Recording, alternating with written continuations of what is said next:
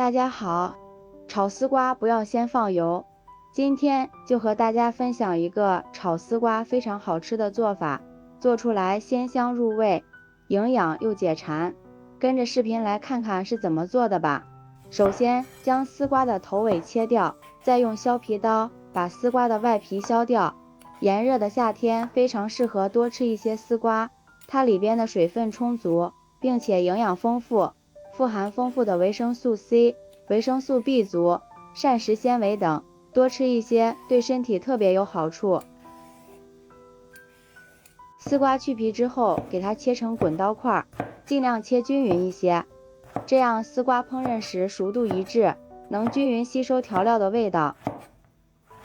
全部切好之后，放入大一点的碗中，往里面加入1勺白醋，再倒入适量的清水。这里加入白醋可以防止丝瓜氧化变黑。用手充分的抓拌均匀，抓匀之后放一旁浸泡10分钟。接下来准备1块五花肉，给它切成薄片。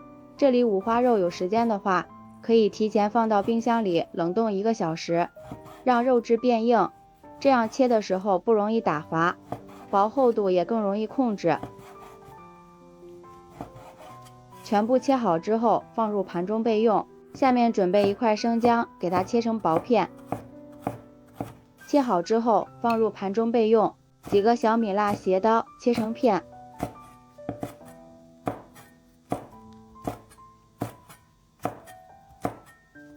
切好之后和姜片放在一起。几颗小葱切成葱花。切好之后放入盘中备用。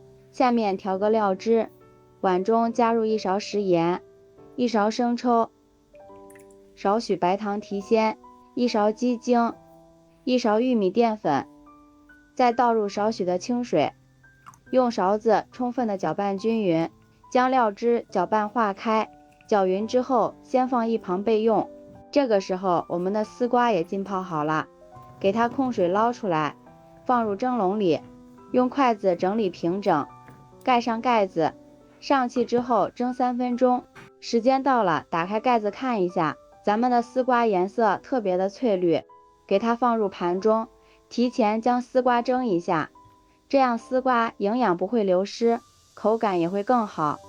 下面锅里倒入适量的食用油，油热之后将切好的五花肉倒进来，快速的翻炒均匀，将五花肉的油脂炒出来，这样五花肉吃起来不油腻。炒至五花肉微微变黄之后，再将姜片、葱花、小米辣倒进来，加入10几粒花椒、2个八角，这样吃起来会更香。再次翻炒均匀，炒出香味。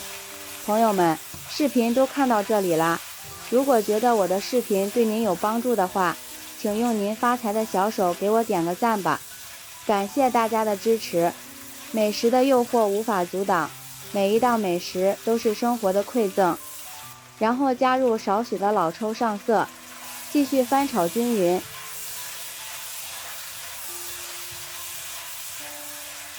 炒匀之后再将丝瓜倒进来，调好的料汁也倒进来，快速的翻炒均匀，炒至丝瓜断生。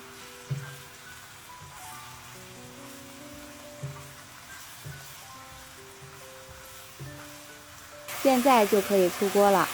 哇，一股淡淡的丝瓜清香扑鼻而来，装入盘中。